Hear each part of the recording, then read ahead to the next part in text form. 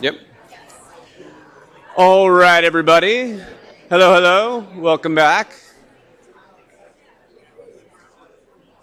We are going to get started again. I know Sarah is trying to sell electric school buses at the moment, and Kareen's doing development deals as we speak on agrivoltaics. But we're going to move on to our next panel. So, you've heard about a range of large challenges and problems that partner organizations are facing. And they threw out a lot of questions of where do they need solutions, innovators, new innovations, new ventures to come forward. And now we transition into who are some of those folks? What are they doing? What are the kinds of things that they're bringing forward? So this is a clean energy pitch competition. Thrilled to be able to host this. We have 5 teams, a little on format here. Each are going to do a 5-minute pitch. All the questions are going to come from our lovely judges in the front. Can you wave your, say hello, judges? We have GE Vernova, we've got Ecosystem Integrity Fund, we've got Yale Ventures, we've got Yale Planetary Solutions. So we have science, venture, massive technology partners, early stage investors who are all going to be evaluating this one. So thank you so much for taking the time to be here today. The teams are each going to pitch 5 minutes, as I said, and they're going to get only questions from our judges, 3 to 5 minutes there. And then our judges will retire at the end of the session. They'll take about an hour or however long it takes to decide on the winners. We're going to offer 2 prizes here. We've got one prize, first place, $2,000, and a second place prize of $1,000 in the pitch competition. And we'll be announcing those tomorrow prior to our keynote with Heat Map News. So everybody stick around, and then you get to see who is selected and picked. So thrilled here today to have 5 wonderful teams. We're going to bring them up one at a time. And first up is Harness. And Harness is an AI-powered finance platform connecting renewable energy developers in West Africa with global investors.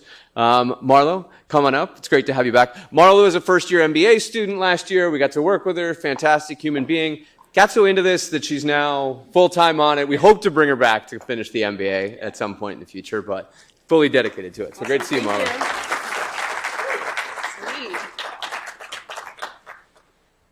All righty. Hello. Oh, I'm making one of these. 1 second. There you go. Can you hear me? Okay. There we go. All right. Hello, my name is Marlo, and I'm the founder of Harness. We are an AI marketplace that connects renewable energy developers in Africa with global investors. Our mission is very simple. We are de-risking investment into renewable energy projects in emerging markets. The UNDP estimates that over $2.5 trillion is needed yearly to reach the SDG goals by 2030. And Africa offers a great opportunity with abundant energy projects, yet developers, they face a lot of critical barriers. The market is fragmented. We have opaque due diligence processes that result in high perceived risk, and SMEs are limited in their capacity to structure and to scale projects. On the global investor side, investors lack visibility into credible local opportunities. Harness is here to change that. With our AI-powered marketplace, we connect developers to investors, and with our data engine and AI algorithm, we automate risk assessment to de-risk projects. We standardize due diligence to speed financing, and we offer blended finance models that unlock catalytic capital. We focus on capacity building for SMEs to ensure sustainability and scalability. Our product, the Harness Marketplace, offers an AI-driven matchmaking solution that presents ESG and finance metrics on a centralized dashboard. We enable developers to manage their projects, investors to evaluate risk, and with transparent insights, we reduce the cost and the time that it takes to complete due diligence by over 60%. So we're not replacing due diligence, but we are optimizing the process. We gain revenue through transaction fees on deal closure and origination, subscription for analytics, and white label solutions for institutional investors like DFIs, or other regulators. The global clean energy financing market is a $1.6 trillion opportunity. And West African projects offer a near-term opportunity of $23 billion. At Harness, we are addressing a $122 million immediate obtainable market opportunity, and within the renewable energy market itself in Africa, it's growing at over 24% CAGR. And that's pretty impressive. We are focused currently in Ghana, Senegal, and Nigeria as our potential market, and we'll be expanding across Africa for even more opportunity. Our peers, such as Cross-Boundary or Odyssey, they focus on utility-size projects. And for the most part, these projects are considered bankable. It's pretty much easy to prove that return. But we focus specifically on smaller scale projects to C&I projects that would otherwise be considered unbankable because of that perception of risk. With our AI algorithm and localized approach, we understand our market and we've built products for their needs. We are past concept. We have already gained support from partners like the NVIDIA Inception Program and universities such as Yale and others local to the Ghanaian market. And we've partnered with the Energy Commission of Ghana to design early pilots for regulators and local developers. These are some of the local developers that we've already partnered with, some who have developed projects across multiple countries but cannot get past that 30% interest rate. So they've signed on to our product, and we currently are beta testing our MVP and designing future large language model optimization features for their interests. We work with partners across investment groups and industry associations as well as regulators, and we see ourselves as thought leaders. We're also marketing through targeted campaigns and on-the-ground presence, and we'll continue to test our product in Ghana for the next year and move into Senegal and Nigeria for data collection and testing our large language model. And then we'll expand across the broader African continent by end of 2027 into 2028. Our team has over 10 years of expertise in renewable energy, project financing, and product development, building products for some of the largest global institutions like Google and others. We also can gain support from advisors such as Rob from Elm Street Ventures and accelerators such as Climate Haven. We're currently raising pre-seed, and with those funds, we will continue to develop our product and our AI algorithm and convert signed LOIs into contracts and launch and scale our products in our targeted markets. Join us in de-risking the clean energy financing marketplace at harnessafrica.com.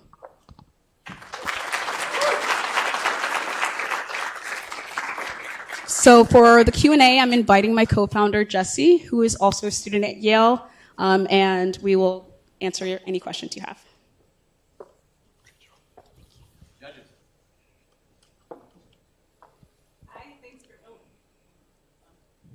Thanks for your presentation. I'm curious how you get projects, local projects, onto the marketplace. So do you vet them? What's your interaction? How do you bring them on board? Great question. Yes, we have spent over 3 years in this market understanding it and building relationships that now we have leveraged into these partnerships with the Energy Commission, and they have offered us a vetted list of developers that we know that are actually building projects that can be invested into. And then we've gone through the process with our local team that does manual due diligence and then onboards them onto our platform. We're currently beta testing with the 5 that I've showed you right here. And we've capped it at these 5 to ensure that we're building out our product and our due diligence process in a way that tailors the needs of investors as a priority. Maybe I could ask a question about the other side of the marketplace. It would be great to hear a little bit more about these LOIs, like in particular what the investors are saying are the things they'd like to see accomplished to be able to move from LOI to contract, and your plan to address those issues. I think first and foremost, like investors moving into frontier markets like Ghana, they just want to know the projects are real, right? Because most of the investors that we have signed LOIs with and are looking to bring onto the platform, they're not new to the space. They are climate tech investors. But what they want to see is, number one, do these projects actually exist? Right? They don't have people on the ground, but we do. So taking something as simple as pictures to show them that this is a real project by someone who's a part of our team that we trust, and therefore they can too, is the first step. The second step is proving through our fitness scoring that this can realize between 15 and 18% for investors who are used to seeing an ROI of 12 to 15% in the current renewable energy market.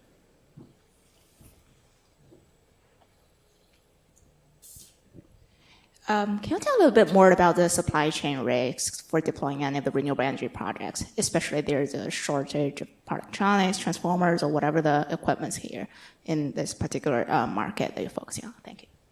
Absolutely. So we don't necessarily reduce or remove all risk because there is some real risk to this market. But what we make it clear is that some of the risk is kind of overestimated. And so there is risk in the supply chain, but that's why we work with developers who have been in this market for, like Tino Solutions, for over 20 years. They have the infrastructure built, and they work with us to actually just raise the funding. And so we're not necessarily the ones developing the projects. We're just making sure that they get a chance to gain the funding that they rightfully deserve. And to add just a little bit more onto that, these are all behind-the-meter projects. The Ghana Energy Commission is currently trying to roll out a net metering system across the entire country, but that's slow, and we're trying to talk to them, see how we can speed that up and how we can help with that. But for the time being, they're all behind the meter, which means it's really the developer and the off-taker really getting panels on their roofs to power that particular building. And so really all of the components that are needed for that kind of photovoltaic system, partners like Tino Solutions in particular, who has been in the market for just over a decade now, already has literally an in-house supply of like inverters and panels and all the necessary components for them to build. He's actually supplying some of the other developers with these supplies for their systems. One other thing to add, so larger institutions and developers often use smaller SMEs in these markets to actually complete the projects on the ground. So they're contracting these developers, but they don't necessarily get the funding to then scale their own projects. So they're definitely equipped with the experience and the technical know-how, but it's more so a limitation of access to capital. Thanks, Steve. Thank you so much.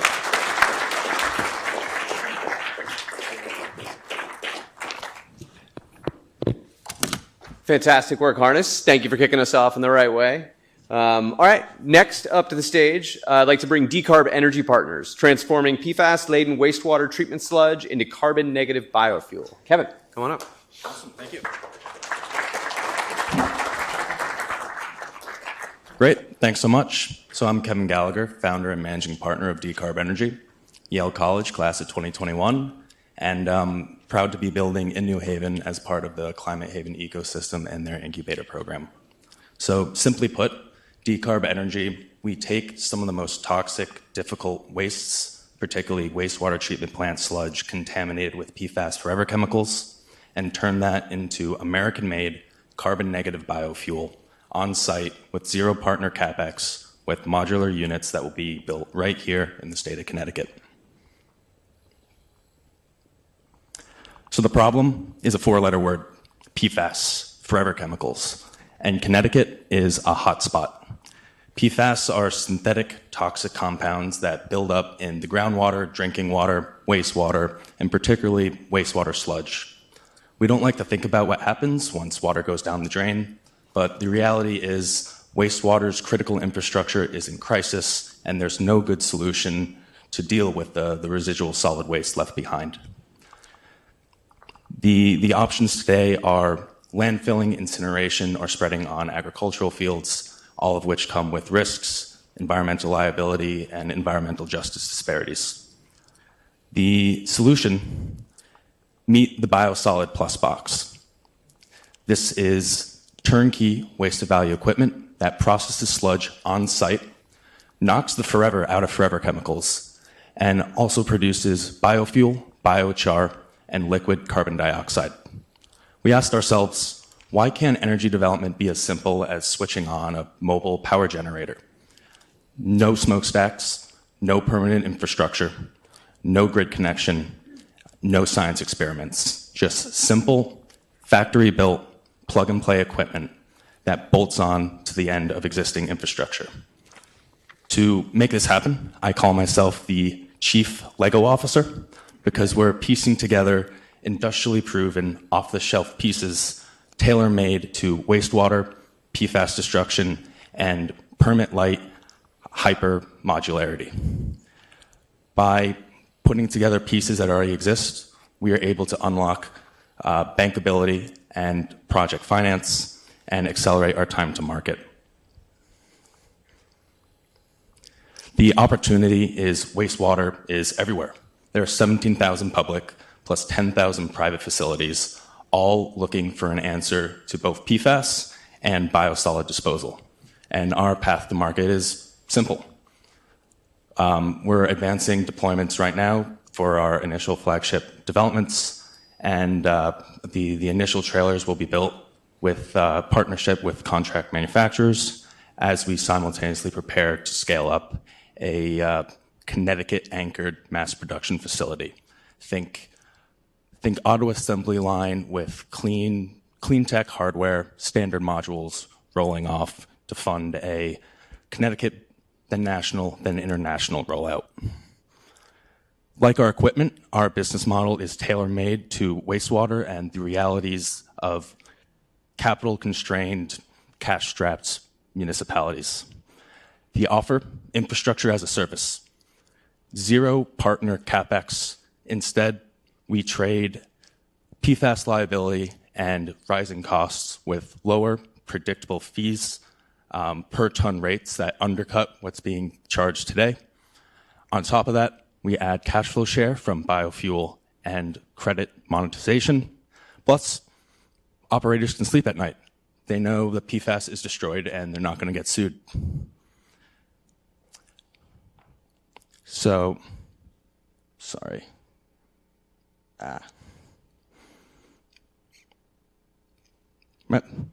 Sorry, technical difficulties. With that,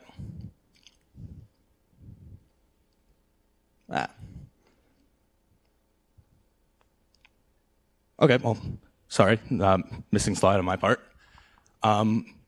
Yeah, we're rolling to market, and the bottom line is we convert pollution into profit, turn wastewater facilities into micro biofuel hubs, and save taxpayers' money while addressing PFAS head-on. It's not only possible to build healthier communities and address PFAS, but it's also profitable for everyone involved. I'll conclude with just saying thank you to the ecosystem in which we're a part of. Thank you to Climate Haven, thank you to Forge, and it's a privilege to be a part of this event.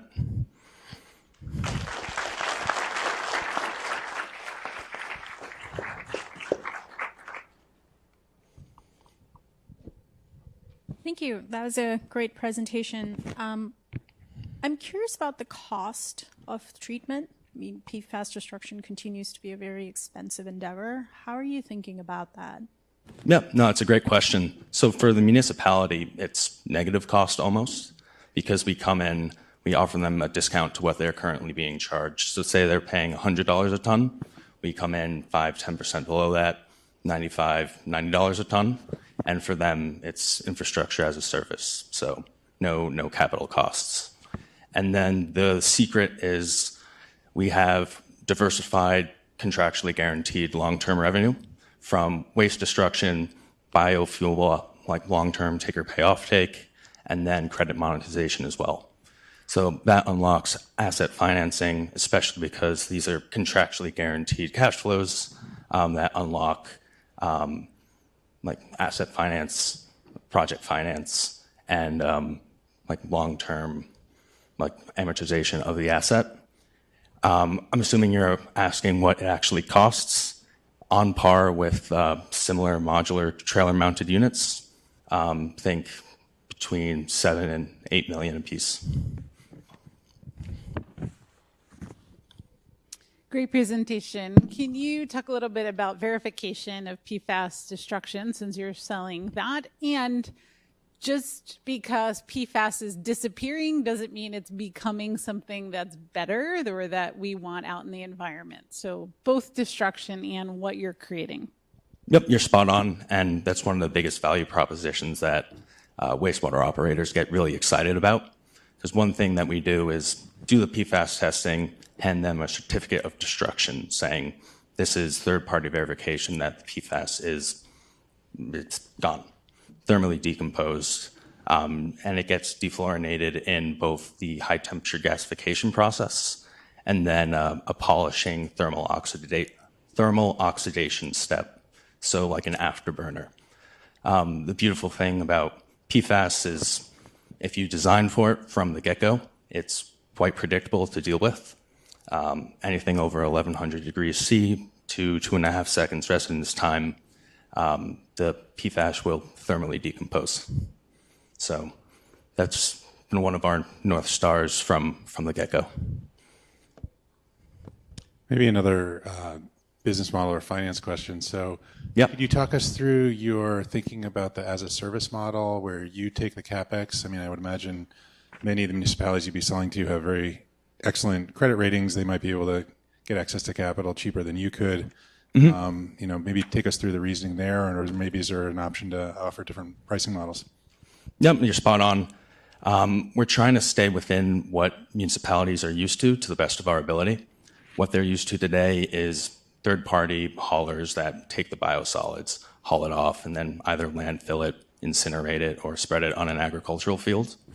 So what they're used to is the per-fee structure, and we're coming in, bolting onto their process, staying within those guidelines, and also not putting stress on their capital budgets.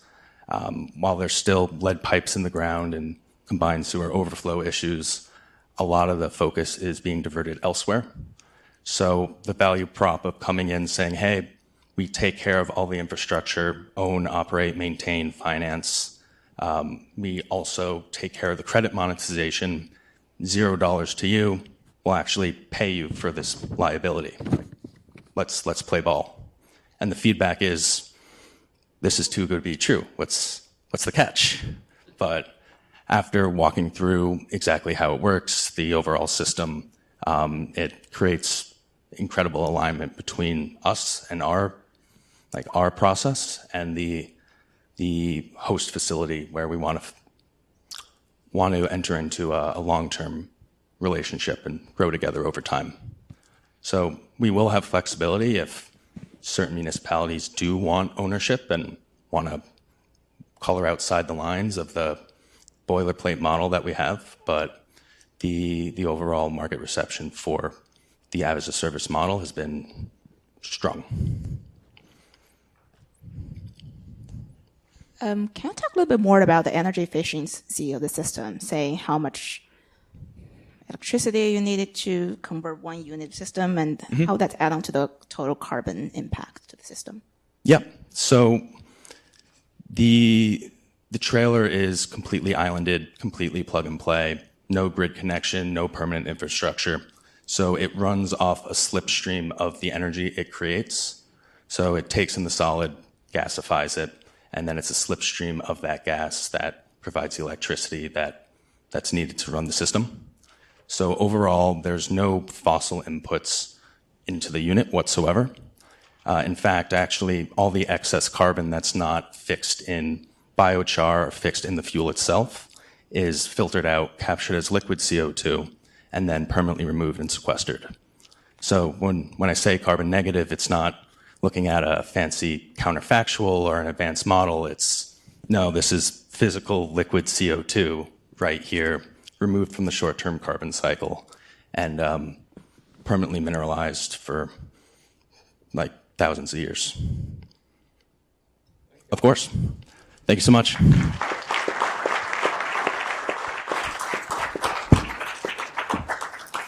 Great questions from the judges. All right. So moving on to our third competitor today, Veridu AI, solving the $450 billion spent on automatable paperwork in the 4.5 trillion annual energy infrastructure investment industry. Daniel, come on up.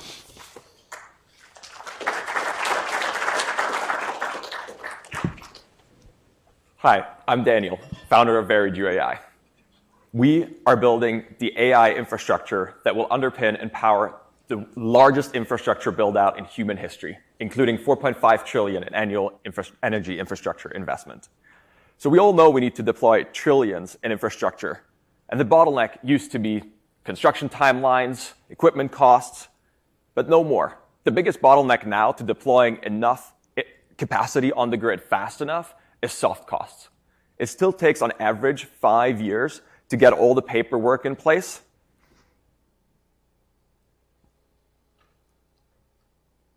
Five years on average to get all the paperwork in place to get a project ready for construction that only takes 1 year. Our industry has a 500 billion annual automatable paperwork problem. Worse, 50% of projects never get built, wasting all that time and money. We're literally building paper stacks instead of solar racks. So where do we start? We're starting at the choking point, the highest stakes moment in a project's life cycle. In due diligence, when a project is looking for financing and fatal problems are discovered too late. Take this 300 megawatt project in New Mexico, solar PV. 5 years in development, land rights, interconnection agreed, permits in place. Yet 3 months into diligence, council tells us that the one access road to the project, which is an unpaved ranch track, crosses 600 feet of BLM land. And the developer wrongly assumed that it was a county road. So now, because it's BLM land, it triggers a NEPA review, which takes 12 to 18 months.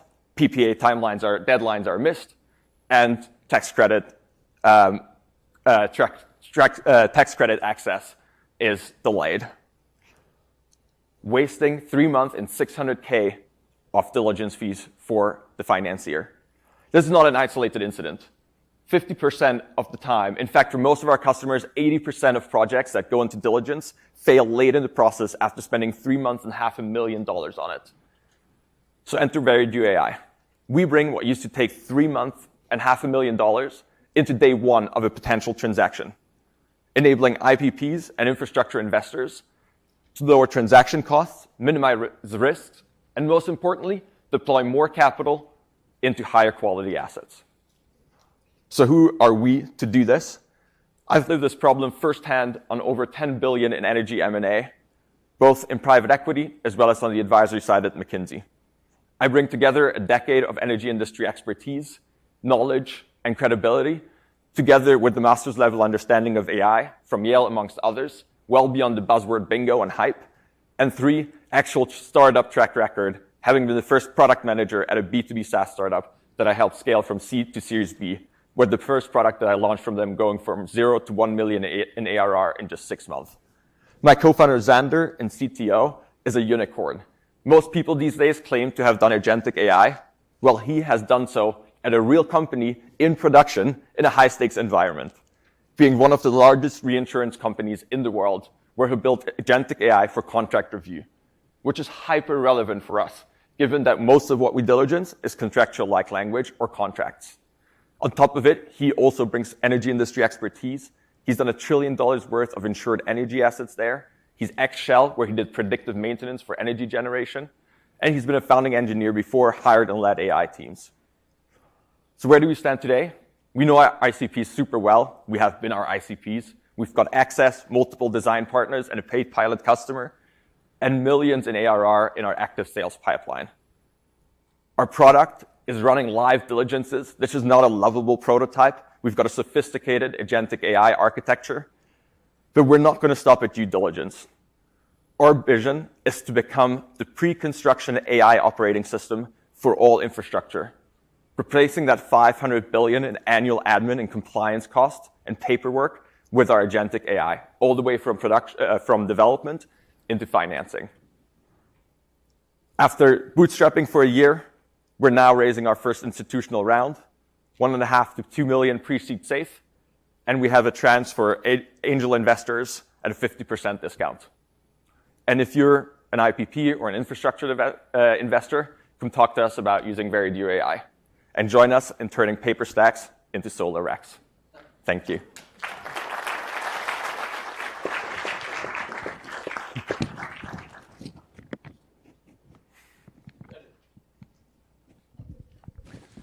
Nice presentation, thank you. I guess the end customers for a lot of these data centers are the hyperscalers. And so I guess my question is about your moat. Like what, if they decided they wanted to throw some of their own resources at this, what is the differentiation that you have that the big AI models can't do? Yeah, great question. And 2 or 3 things in there. One, our ICP are actually, at the moment, battery and solar investors rather than the data centers.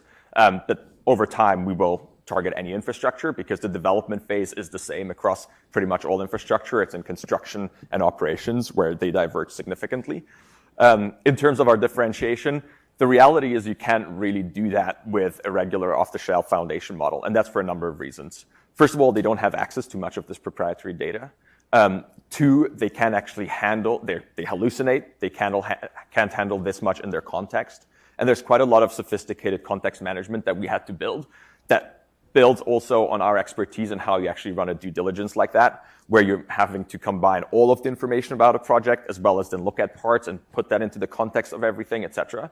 And so there's that part of it. As ultimately, arguably, the big, open AIs of the world can come after every industry. Yes, we believe this is a vertical application that our expertise and our data that we've fed into it, that we've trained our agents on, is a differentiator.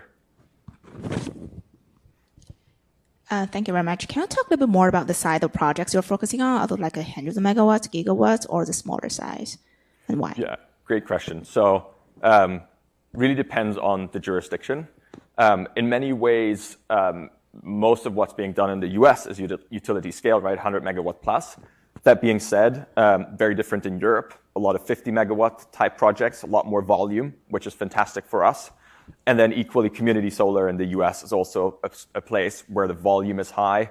You're typically acquiring portfolios of projects, and therefore it makes a ton of sense to use something like this, where you can look through an entire portfolio very quickly and look at which ones make sense, which ones are at the right stage, meet the investability criteria or the risk criteria of investors. So one of the other barriers to these projects is community and license to operate in these spaces. Can you talk about how that interfaces? How will stakeholders have an opportunity to comment during the due diligence process? Yeah, so 2 parts to that. One, in our beachhead product, we are focused on the due diligence, at which point the project is sort of as it stands, and we review the current status of the project. That being said, we're also moving from that due diligence moment in time, which is our beachhead product, because for a number of reasons that I can get into, it's a really high stakes moment. It's very expensive. Our average customer value is $150K, even for the first version of the product.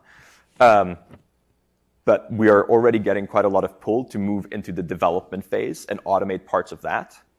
And our objective is to take everything that a human isn't needed for out of that part of the process, so we free up the human capacity to do things like community engagement. All of my friends that are developers talk about that, not having enough time and capacity to be on the ground engaging with the community, and instead having to field questions, sometimes not even during due diligence, but just by their colleagues on the status of a project, which milestones have been hit, portfolio managers asking them, et cetera. And for the first time in history, with LLMs and agentic AI, we can automate what humans are not very good at, which is managing a process where there's hundreds of stakeholders, tens of thousands of documents. And we can take that part out of their hands to free up their time to do the bits that human-to-human interaction is still really important for. Thank you. Also, join us if you want. Great. That goes for any of these. So when you hear these and you hear Daniel asking, or you hear Harness, or you hear Decarb Energy Partners, think about the kind of time, treasure, effort, opportunity that you have to help somebody who's like putting their blood, sweat, and tears into something that matters. So it's not just the kind of like, the recognition or dollars that we can give today, but what are the kind of resources that you can bring to bear to help support these folks? So with that, love to bring up Vibrant Building Technologies, building the central nervous system for buildings and giving mechanical systems that run our homes and offices a brain. Ryan, welcome.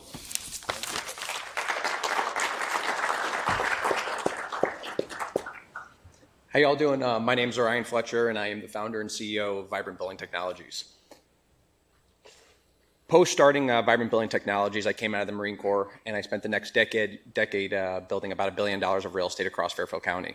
I fundamentally watched the shift and evolution of the envelope and the modernization of the envelope change through the last 10 years. And just in the state of Connecticut, if anybody's in the construction industry, you'll know that just the insulation alone has 2 to 3x'd, and now our buildings have become too airtight. So when we sealed our homes to save energy, now our homes don't breathe. What does that do? That traps in basically all the bad stuff stays inside. We have CO2 spikes. We have pollutants that are spiking. We have our viruses are staying inside those environments, and nothing's able to actually like purge out. Why has this come about? Well, insulation code has obviously doubled and tripled. Post-COVID, we've all become air aware. Wildfires are now a natural part of our environment. It's not it's gonna maybe happen. It is when's it gonna happen? And the codes now are adopting ASHRAE 62.2, which mandate now mechanical ventilation just starting as soon as 5 years ago.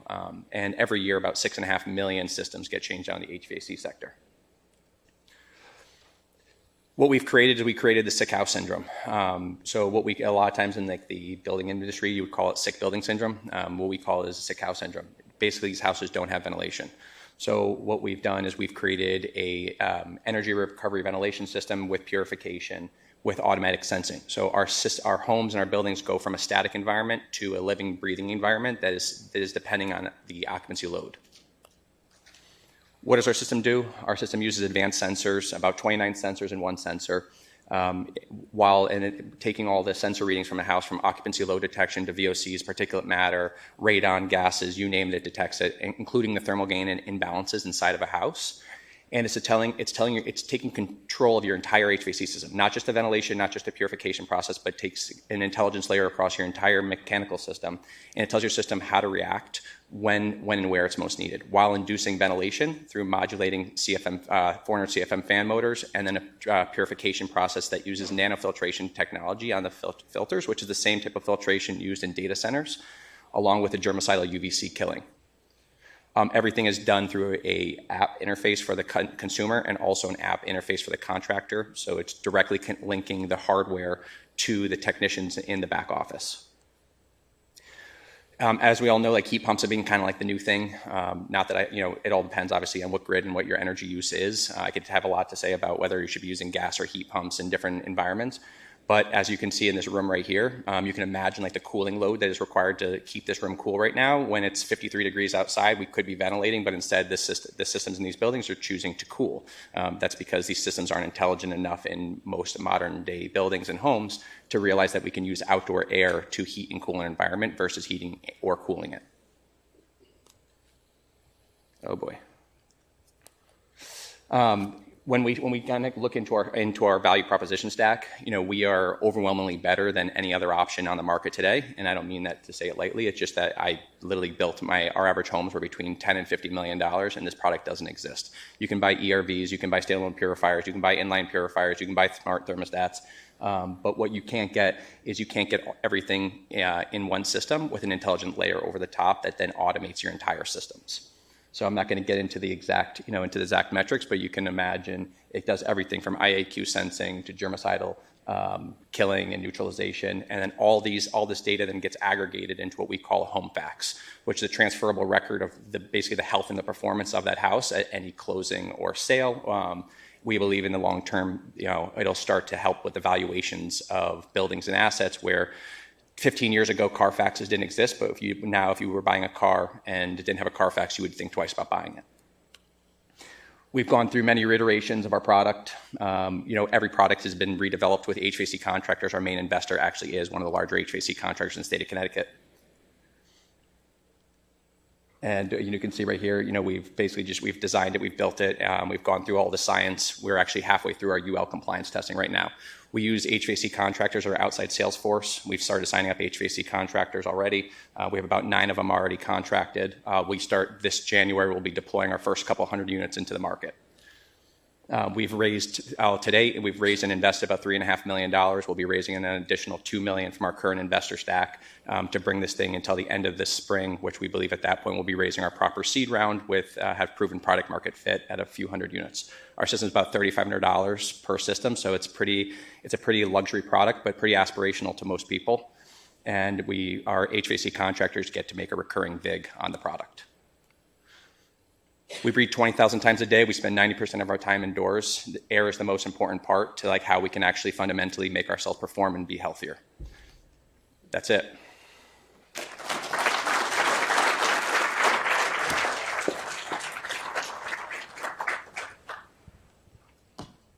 Thanks. Great presentation. Can you talk about why the residential market rather than commercial industrial?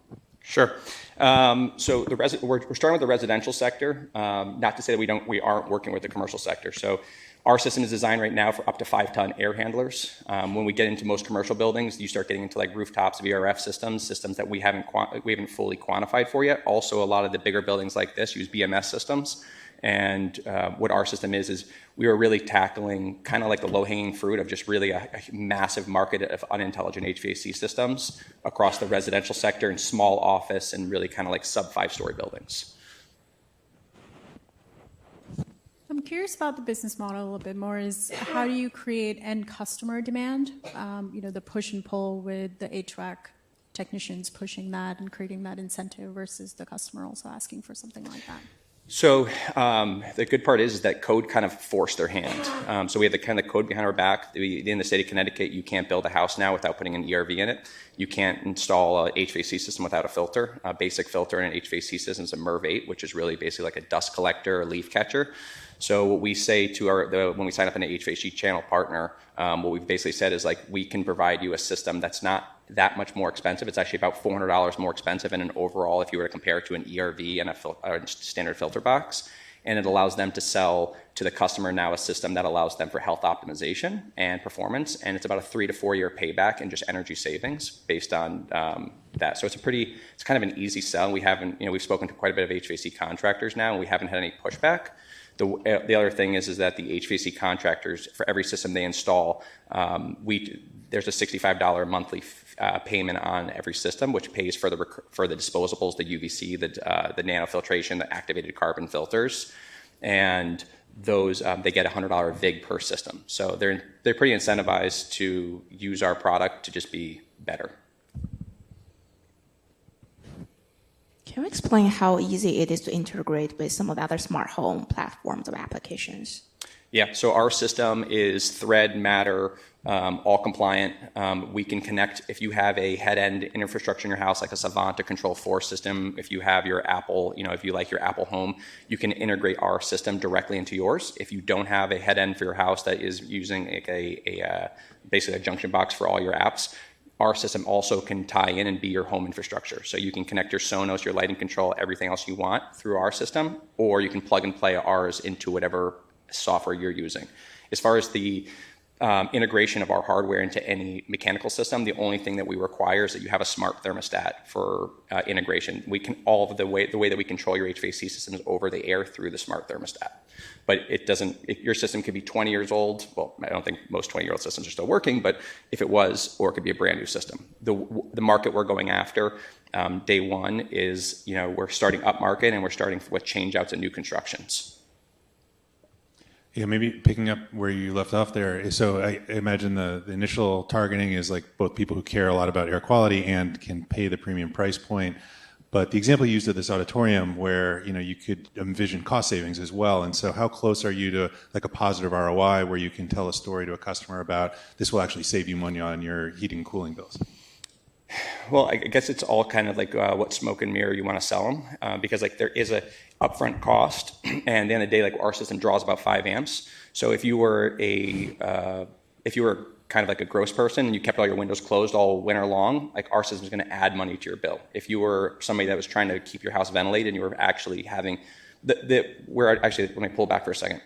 Every house and every building, well, 99% of them are on a negative air pressure.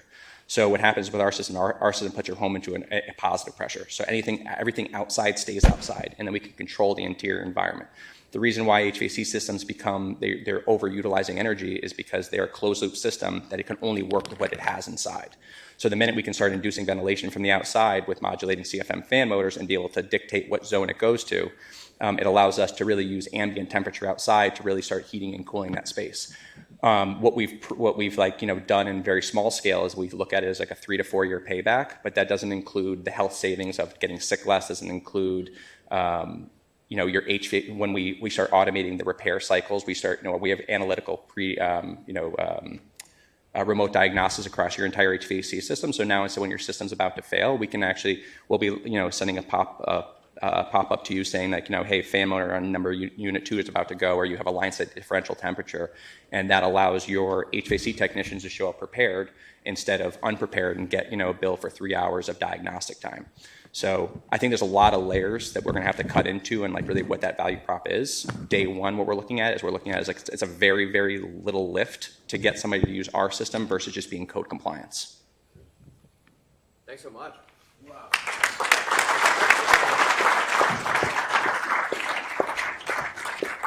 Putting the science in building science right there. All right, our last pitch for today is Riseline Carbon. So reimagining carbon offsetting for the ski industry and mountain communities. Lizzie, come on up.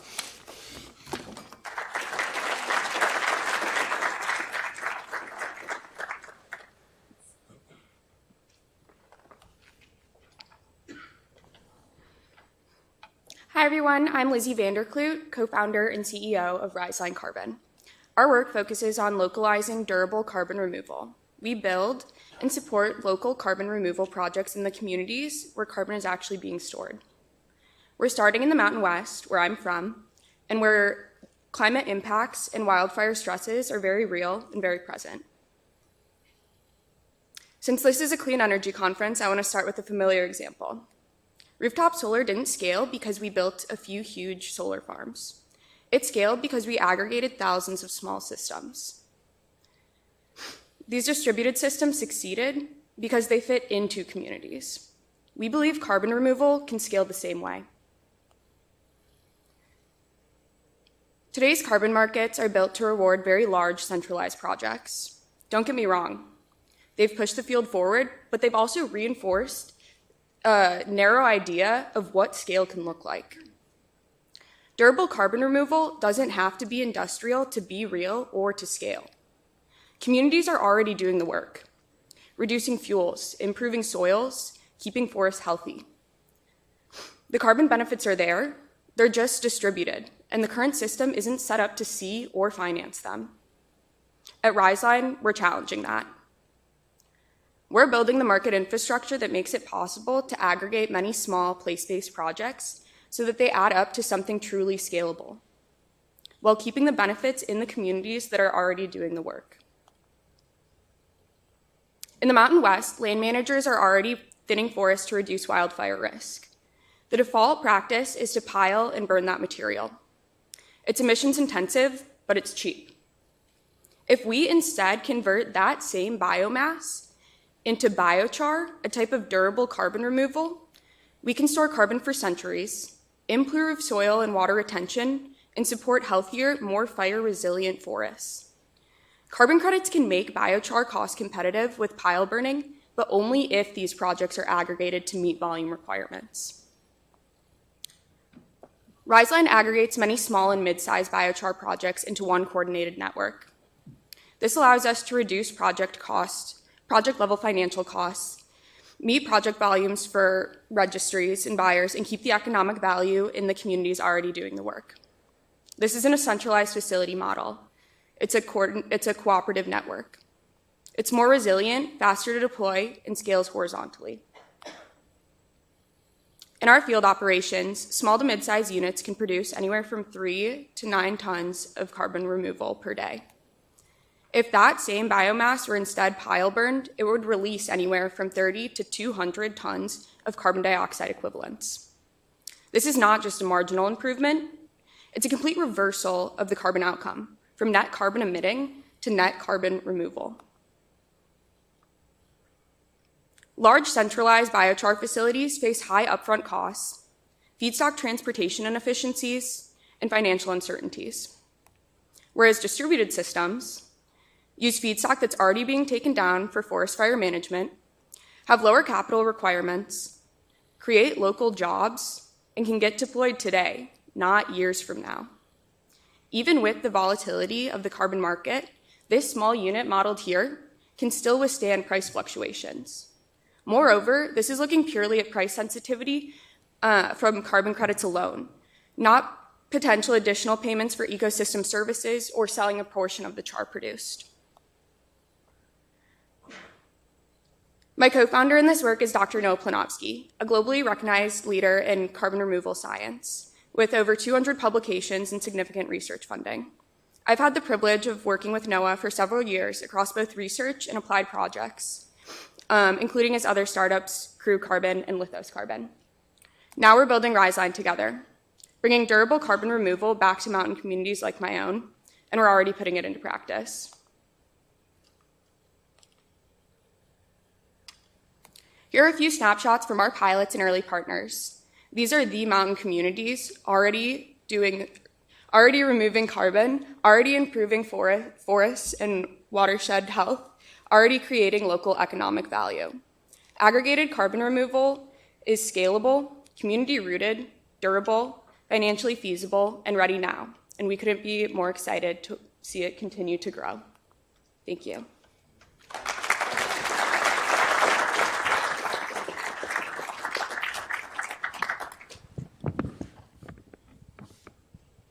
It's a great presentation, thank you. Could you say a little bit more about the verification and certification for these carbon credits, especially for distributed projects that might just be many different kinds of projects? Absolutely. So in the distributed model, people are using the same systems. And so with that, you collect all the data from all of those. And these are all mainly in one area. So you can optimize cost for the verifiers, all coming to visit these projects at the same time, is how that works. Did that answer your question? I'm happy to expand.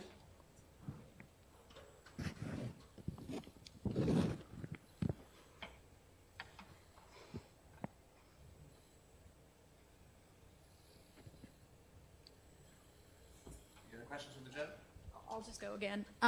Also curious, what other markets are you looking at beyond this one? Where would you look to scale next, geographically speaking?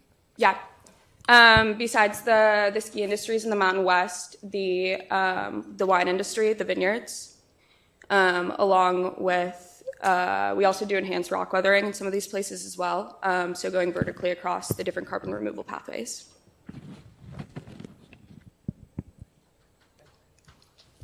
Great, thanks, Lily.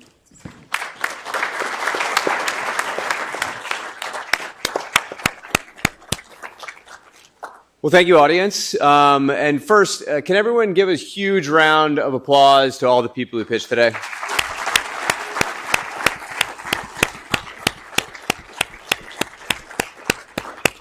Judges have a very hard decision, but you do not, which is, at an early stage like this, the network you can offer, a connection, an introduction, any type of support that someone at an early stage like this can receive could be critical.